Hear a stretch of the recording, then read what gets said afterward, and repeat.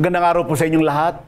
Welcome sa Kabuhayan at Negosyo, ang programang nagbibigay inspirasyon at kaalaman sa mundo ng pagnenegosyo at kabuhayan. Ngayong araw po ay makikilala natin ang isang negosyante. Ang layunin ay ang pag-aalaga sa kalikasan. Mga kaibigan, mga ka-entrep, mga kanegosyo, i-welcome po natin ang special natin panauhin si Dr. Ephraim, CEO po ng Dendrotonics. Tama ba ako, sir? Welcome sa Kabuhayan at Negosyo, Dr. M. Good morning sa lahat. Hello, hello. Opo. Kanina, sinasabi ko po sa inyo, Dr. M, na nagkaroon ako ng interest dito sa agarwood. Kasi maraming nagtatanong sa atin na mga prospective market. Lalong-lalo na dito sa oil-rich country. Sinasabi ko kay Dr. M kanina, yung United Arab Emirates, Saudi Arabia, and hindi lang yon, even sa India at saka Taiwan, Japan, marami nagtatanong sa akin dyan na mga prospect. So at the time, hindi ko naiintindihan dahil nasa government ako. So government regulation, tinatanong ko rin yung DNR, DA. So ang sabi nila sa akin, hindi pa talaga tayo nakaka-develop ng agarwood for export quantity. Opo. So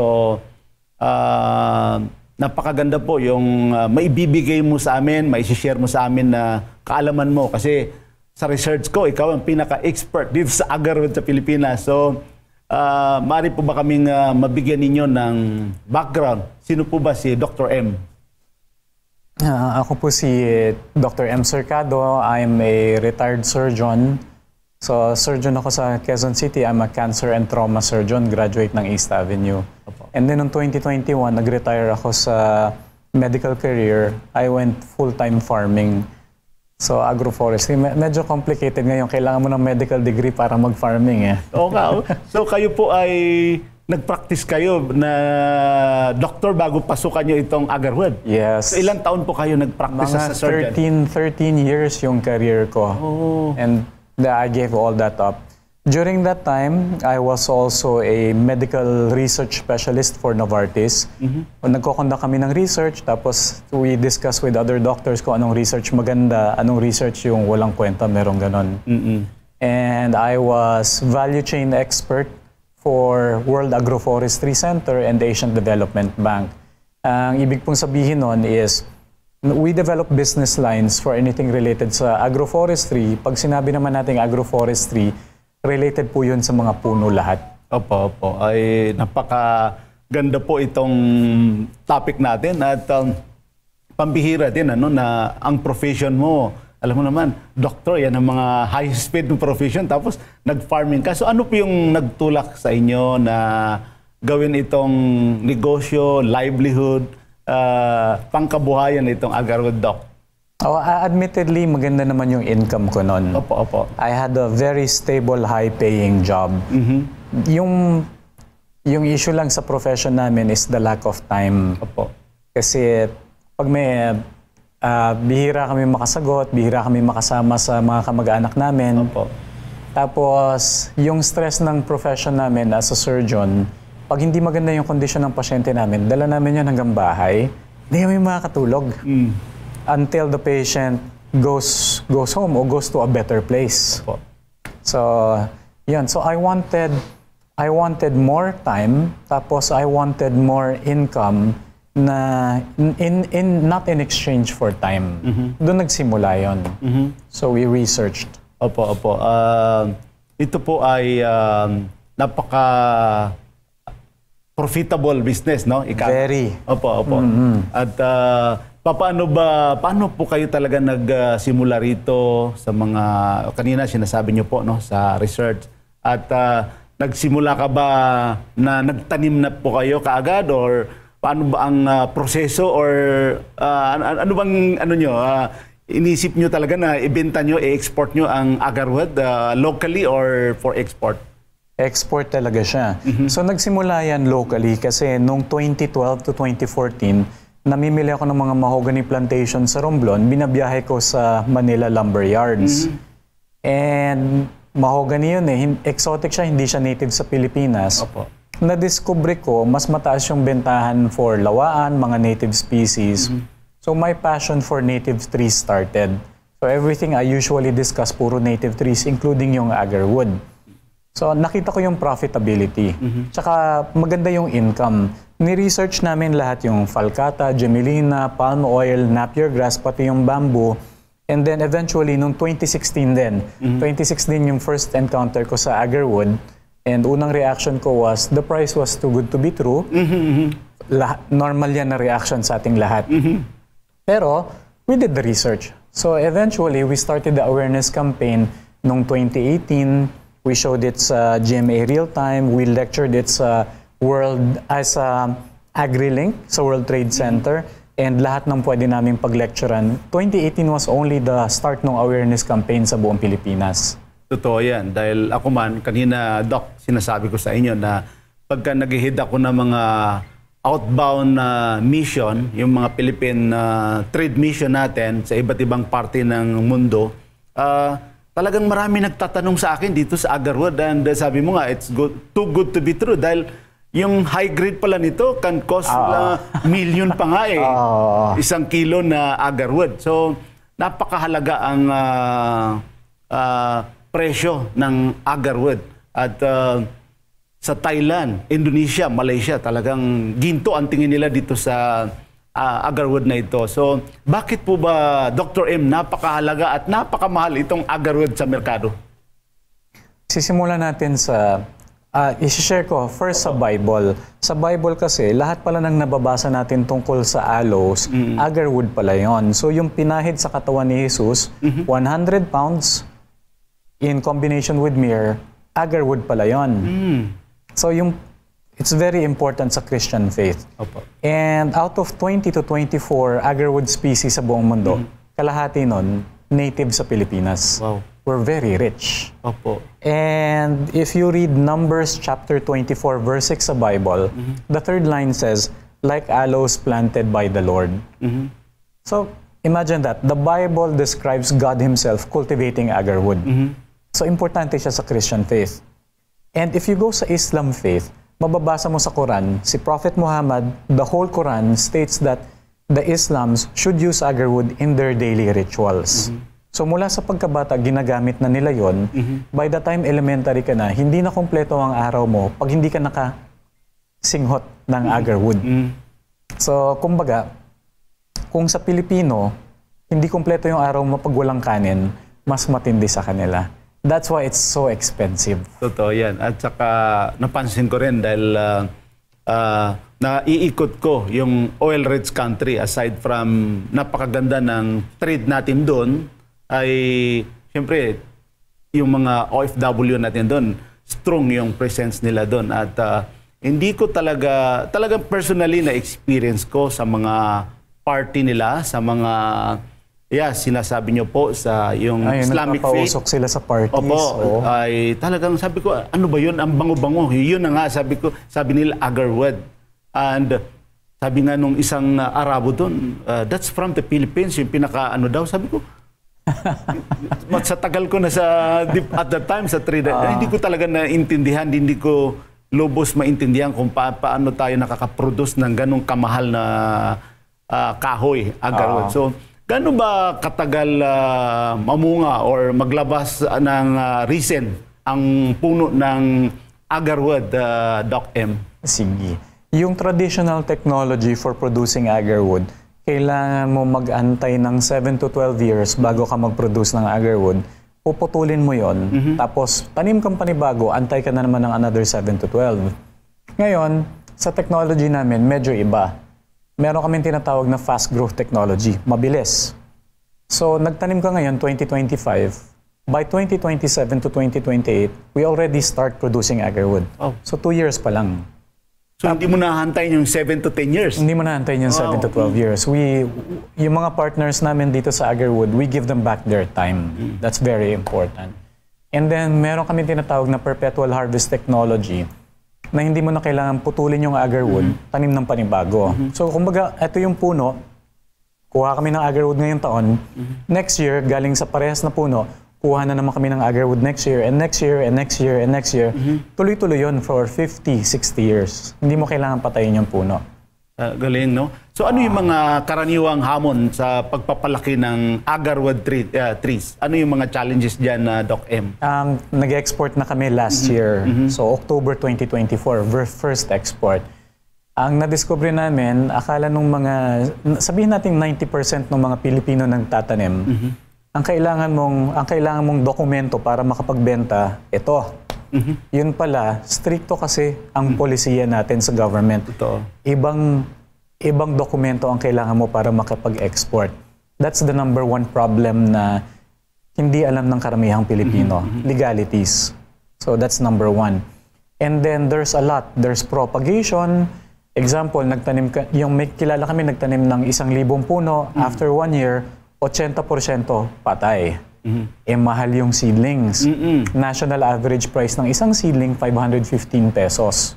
Kada seedling? Kada seedling. So, mahal. So gusto ko na rin i-educate natin, Doc M, yung mga suki natin dito sa kabuhayan at negosyo. Halimbawa, yung kababayan natin may 1 hektarya. Mga gaano karaming seedling yung ihanda nila doon sa 1 hektar na lupain nila?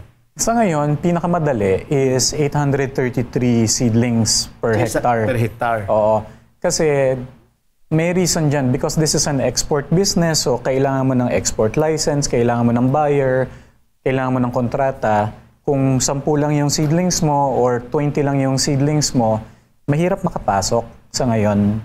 So, it will take another 10 to 15 years bago makapasok yung small-scale farmers. Pero kami, we're trying to find ways para to get them involved as early as possible. Sa Pilipinas, we need to develop the industry as fast as possible. The way to build that is to establish the export trade. So export talaga ang focus ngayon. Pag na-develop na yan, makakapasok na yung ibang mga small players. Dito sa agarwood industry natin, would you know, Doc M, gaano kalaki ito? Ilang $billion industry to sa global demand natin ngayon? I don't compute the global metrics, yung global value. Kasi, let me put it this way. Philippine agarwood is the most expensive agarwood in the whole world.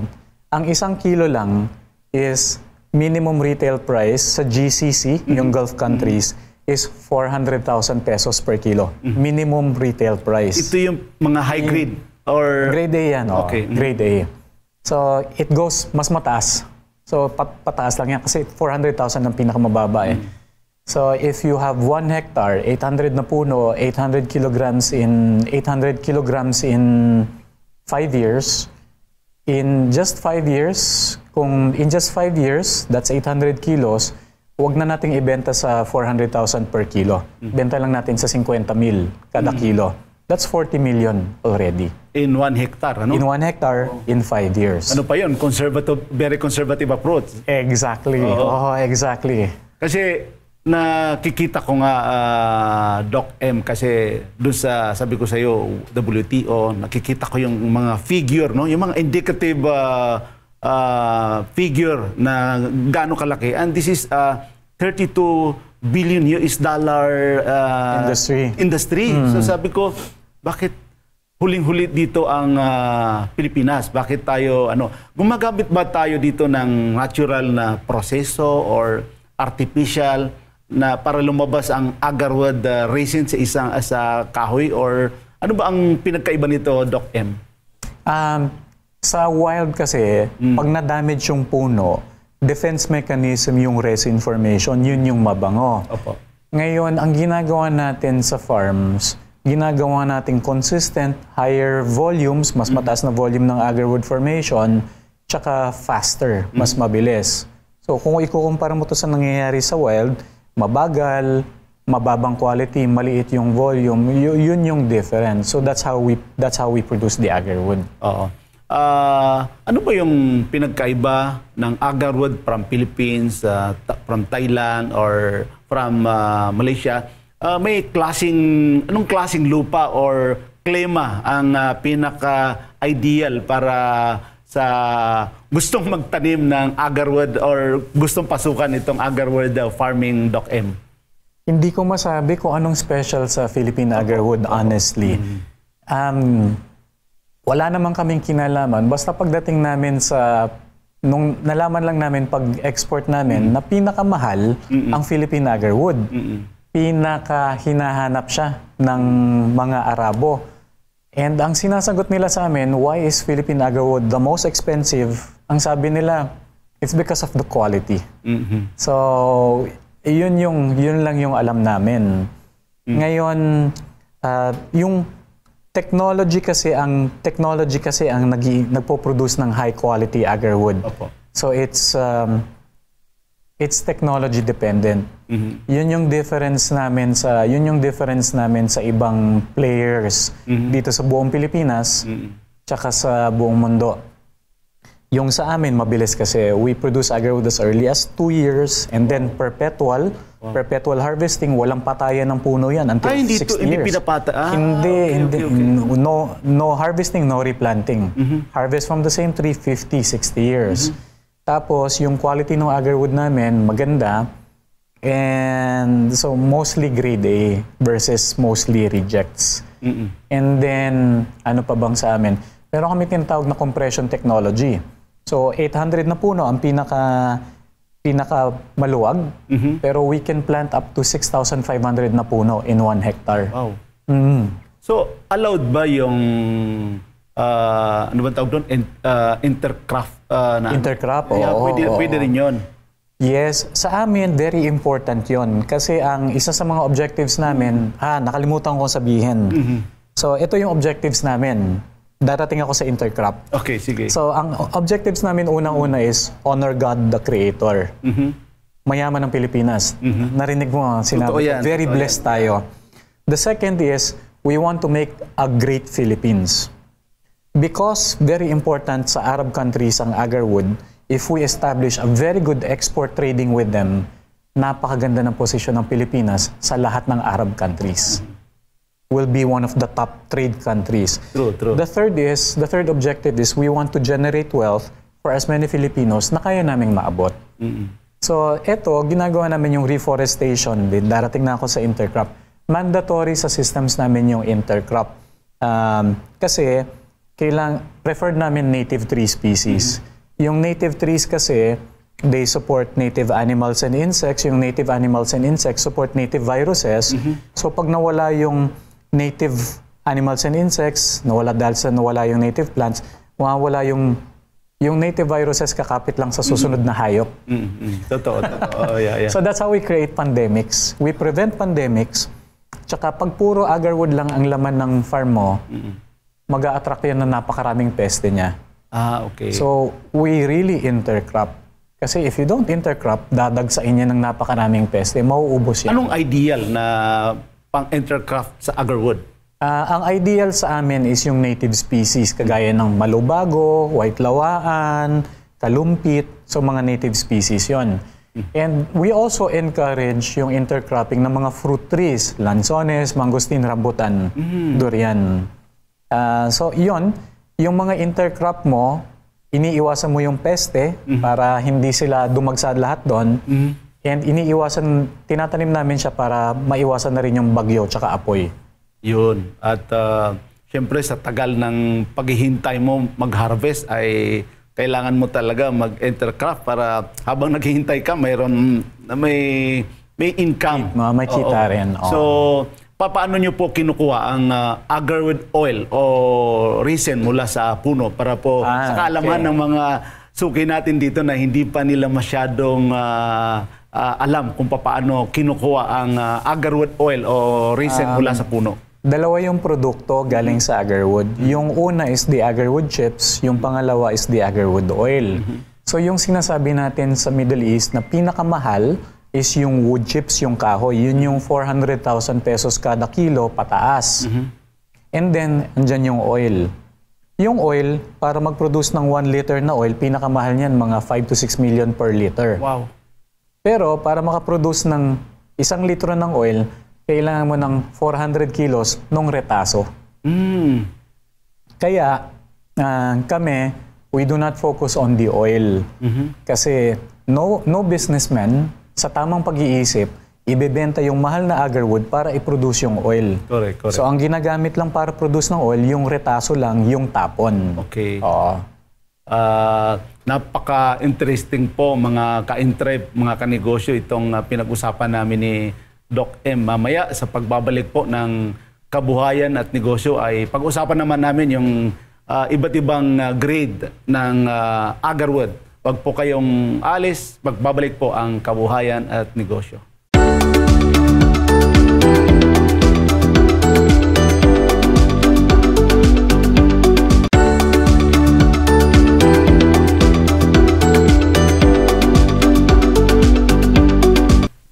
Mga ka-entrep, mga kanegosyo, nandito pa rin po kami ni Dr. M. Kanina, gusto ko itanong sa iyo, Dr. M, paano ba natin na di-distinguish ito ay high grade, ito ay medium, ito ay low grade? Paano po yung ano nyo doon, dynamic nyo doon para malaman kung ito ay grade A, grade B, something like that, Doc M? Sige, I will touch on chismis konti. Okay. And then, let's drive on sa facts. Opo, opo. Marami silang sinasabing drivers ng grade. Yung sinasabi nilang drivers ng grade is yung sinking grade, meaning pag nilublob mo sa tubig, lulubog siya. And then there is the darkness. Kung gaano kaitim yung agarwood, totoo yan. It reflects yung quality niya. Eventually, sa Arab market, ang basihan nila ng grade is yung amoy. Kung mas matapang yung amoy, mas mabango yung amoy, yun yung mas mataas yung grade. So, totoo naman na yung kulay niya reflects the grade. The darker it is, the higher the grade. Yung sinking, hindi masyado. And then, meron silang tinatawag na kinam. So, yung kinam, pag automatic na kinam, mataas daw yung value. Kaya lang maraming controversy sa ganon. And then, yung grade, darating tayo sa country of origin. Yung country of origin automatically sets the pricing. Parang equivalent na rin siya sa grading.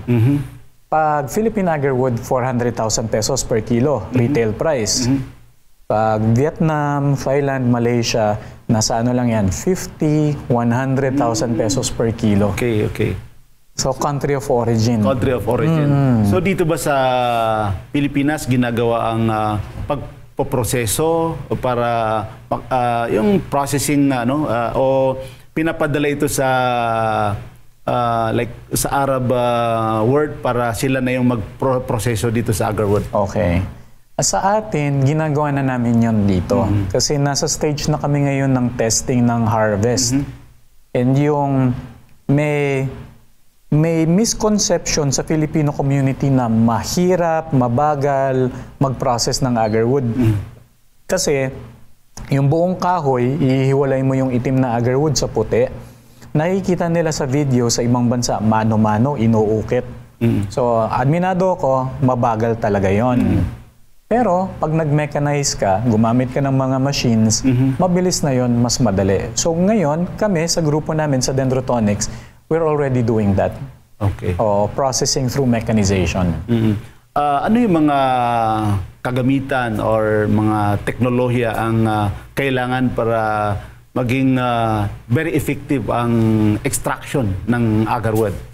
Madali lang yun. Ako kasi galing ako sa Sustainable Tree Farmer. So nagpa-process kami ng mga troso dati. Ang pinaprocess naming mga troso, truckloads by the week. So basta meron kang makina, yung mga machines, you need the basic cutting tools. Tapos you need smaller cutting tools para mahiwalay mo yung maliliit na piraso. And then meron kang pang-pino na grinders. Yun lang ang kailangan mo. Hindi naman masyadong mahal yun. Mabilis yung proseso. Makukuha mo na yung itim na agarwood. So, halimbawa, yung mga suki natin dito, Doc M, na gusto nilang magtanim sa mga lupain nila, pwede ba sila sa'yo bumili ng seedlings or anong maire-recommend mo na seedling na pwede nilang gamitin? So sige. We defer to DNR. Kasi DNR ang nagrehistro ng mga seedlings na pwedeng itanim dito sa Pilipinas. Commercially available is Malasensis. So sa amin, nagsusupply kami ng seedlings sa mga partners. May papeles to. Kailangan mo ng papeles, syempre. Kung wala kang papeles, hindi mo rin mabebenta yung agarwood.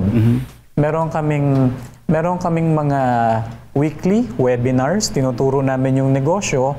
Tapos pag naka-attend ka ng webinar, nandun na yan, tinuturo namin kung paano ka makapasok bilang partner, we supply the seedlings, hanggang tuturo sa'yo paano magtanim, hanggang sa marketing and sales sa amin na. Ano ba yung mga normal or pangkaraniwan na mga buyers na dito ba sa local? Wala pa tayong masasabi na captured market ng agarwood o talagang kailangan i-export yan para mabenta doon sa labas? Walang buyers ng agarwood sa Philippines. Walang users ng agarwood sa Philippines. So lahat ng gumagamit ng agarwood nasa Middle East, China, Japan, Hong Kong. Oops, naka-on pa. Off ko muna. Oo. Tapos paano niyo sinisiguro, Doc M, ang quality kapag nagbebenta ng mga high-end na talagang in demand sa international market sa mga client ninyo? Paano niyo sinisiguro na talagang itong tinanim ay magpo-produce yan ng may ganun ba kayo na pag-aalaga doon sa agarwood? Meron. So yung proseso para tumubo siya ng mabilis, maganda, hindi tumutumba sa bagyo, technology dependent yan sa pamamaraan ng pagtatanim. And then yung production ng agarwood, yung maitim na mabango, technology dependent din yan. So kami, we provide our partners with the technology to produce high quality, high volume agarwood in the shortest period of time. Yun yung offer namin. Yan. Oo. So ano yung mga permit na sinasabi mo, mga certification na kailangan para makapag tanim or para makapagbenta, mag-export? Pero siyempre umpisa natin. Halimbawa, ako ay gusto mag-tanim ng agarwood. Ano yung unang kukunin ko? Ano yung mga kailangan ko na permit? Sige. Yung unang-unan dyan, pag-deliver namin ng seedling sa partners, may kasama na siya na land transport permit. Yung land transport permit na yun yung pinaka-importanting papeles na kailangan mo para makapag-rehistro sa DNR. And then, pag naitanim mo na, may registration sa DNR, and then for export, you file for export permits. Para po sa kaalaman ng mga suki natin dito, kasi ang dami na rin nagtatanong sa akin, kung ikaw ba ay may umpisahan natin sa 1 hectare, 1 hectare. Magkano ba yung pangkaraniwan na kailangan nila ihanda na puhunan para makapagsimula ng agarwood farm, Doc M? So, ang lilimit ko lang yung discussion natin sa commercial export. Commercial export. Babalikan ko kung 10, 20 puno lang na naitanim mo sa lugar mo, mahirap siyang pasukin because of the export permits. Yes. Kailangan mo magbenta sa labas. So, for commercial export, ang capitalization mo sa amin, sa Dendrotonics, is 2.2 million. Okay. Yun na yung gastos mo over 5 years. Kasama na dun yung pagbebenta. Sa isang hektarya yun? Sa isang hektarya. Okay. So yung 2.2 million pesos na yan will convert already into 40 million pesos after 5 years. Wow. I have to discuss options. So we're not the only players in the market, in the industry. So there are others. But we are the cheapest.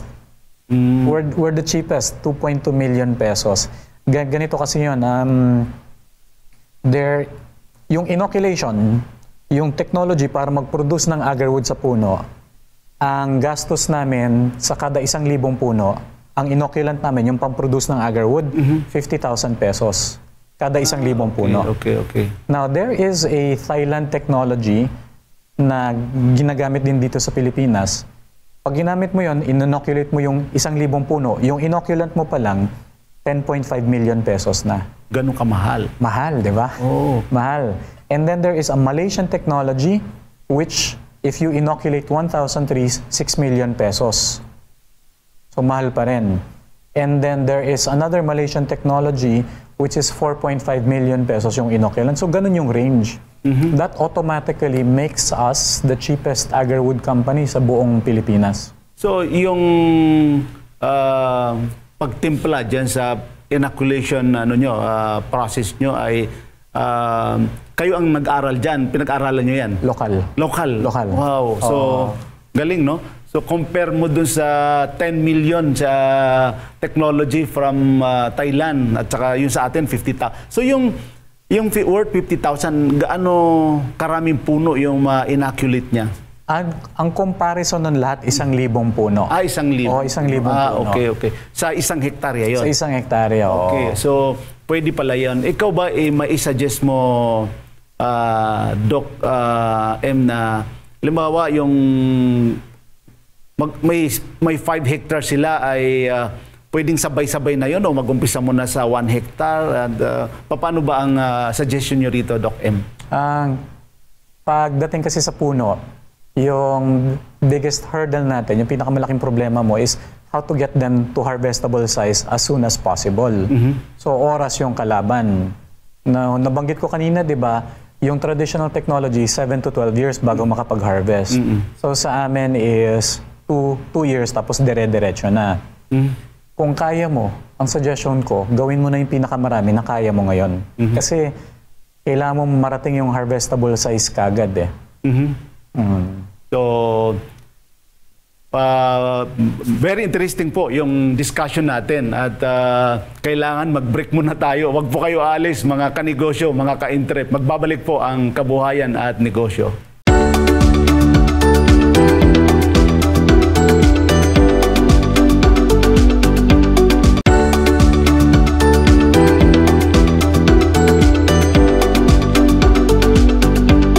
Nandito pa rin po kami ni Doc M sa Kabuhayan at Negosyo. Doc M,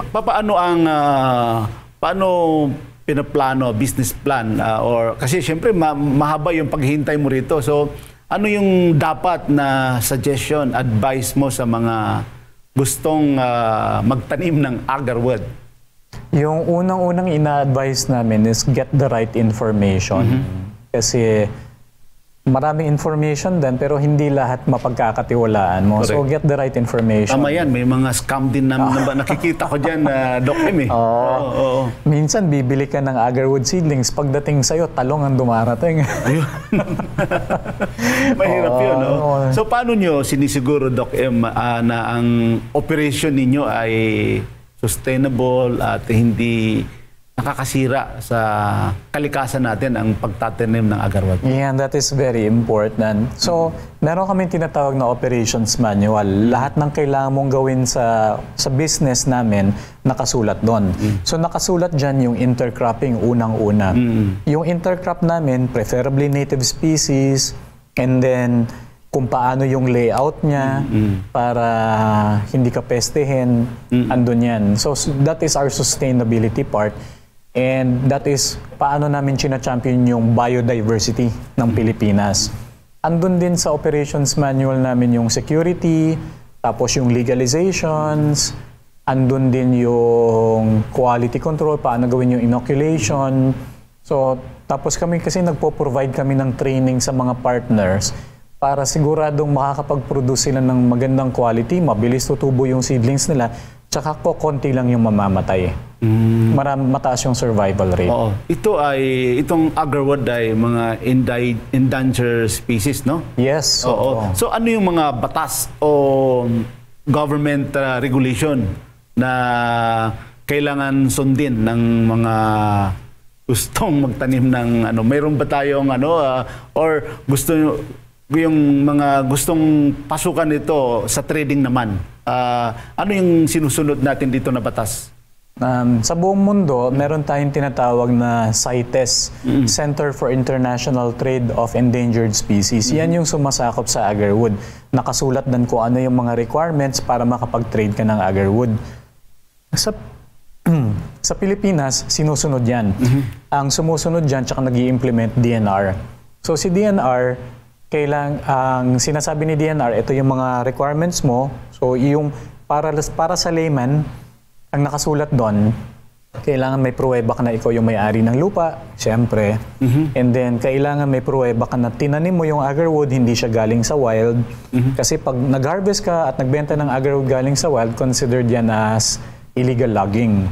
So, tapos, meron pa siyang mga requirements, kagaya ng barangay certificate. So, yon, may listahan sila. So, Halimbawa kayo, Doc M, may sa inyo manggagaling yung aming seedling.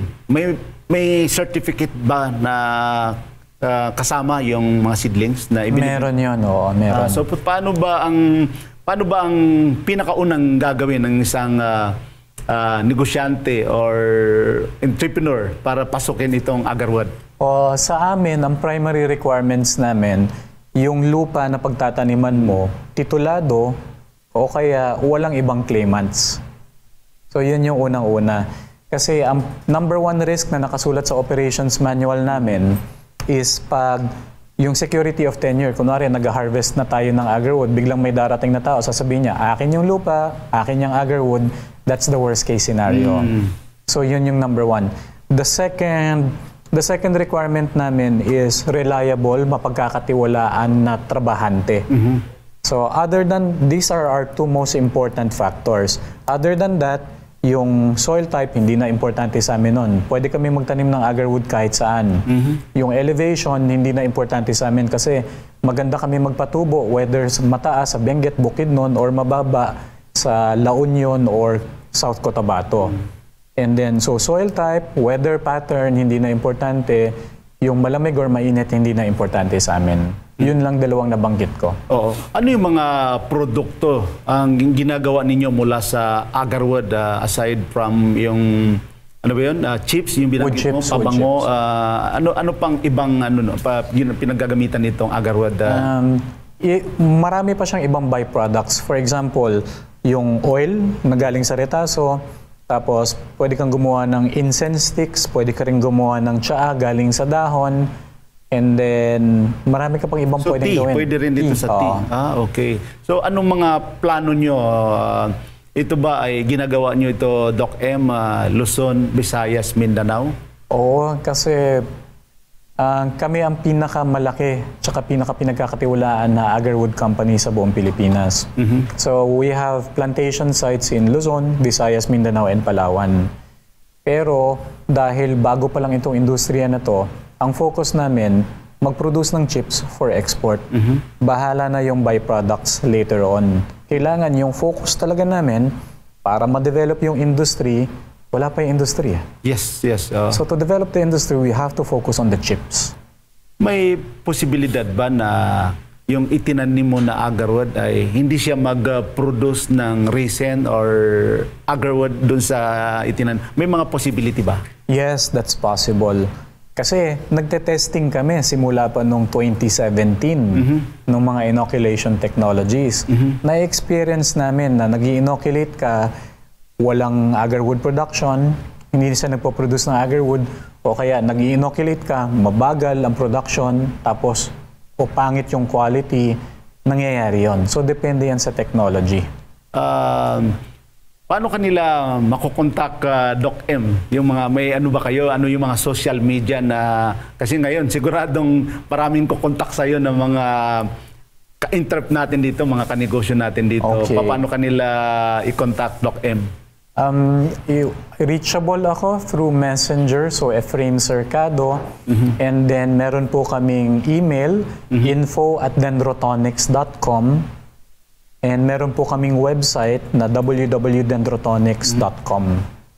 Baka po may parting words kayo sa mga kababayan natin, mga suki natin dito na gusto nilang gawing negosyo, pangkabuhayan itong agarwood, Doc M. Okay. Mayaman po yung Pilipinas. Blessed talaga tayo ni Lord. Sabi ko kanina, sa 20 to 24 agarwood species sa buong mundo, kalahati nun native sa Pilipinas. Ganun tayo ka-blessed. Kailangan lang natin i-manage yung resources natin ng maayos. So, kung kailangan nyo yung tulong namin, you just reach out to us. You can become part of the strongest, the most trusted agarwood company in the Philippines. And kailangan namin ng tulong para ma-develop itong industry na ito and become one of the greatest players ng partners sa Arab countries. Oo. Alam mo, kulang na kulang yung kwentuhan natin, Doc M. Pero siguro may part 2 tayo, doon na tayo sa farm ninyo. Kung pwede po, no? At siguradong maraming natutunan ang ating mga suki natin dito, mga kababayan natin about Agarwood. Maraming salamat po sa inyong pagbabahagi ng kaalaman, kwento at inspiration po about Agarwood. Ang dedication mo sa environment ay isang halimbawa ng negosyo ay pwede rin malasakit sa sa bansa natin. Maraming salamat po sa ating pong mga manunood. Naway na-inspire kayo sa kwento ni Doc M. Lagi po nating tandaan, ang tagumpay ay hindi lang nasusukat sa kita, kundi sa impact na naiiwanan natin sa iba. Ako po si Gani Makatuman at ito po ang Kabuhayan at Negosyo. Patuloy po natin suportahan ng mga lokal na negosyante at ang kabuhayan ng ating bayan. Para po sa mga hindi nakapanood ng mga nakaraang episodes natin, bisitahin po natin ang aking YouTube channel, Gani Makatuman, at ang aming Facebook page, Gani Makatuman, Kabuhayan at Negosyo. Siyempre, wag natin kalimutan mag-like, subscribe, at i-follow na rin natin para sa mga bagong episodes at update. Lagi po nating tatandaan, kahit anumang sakuna, kahit anumang problema, kayang-kaya natin ito. Ito po ang Kabuhayan at Negosyo.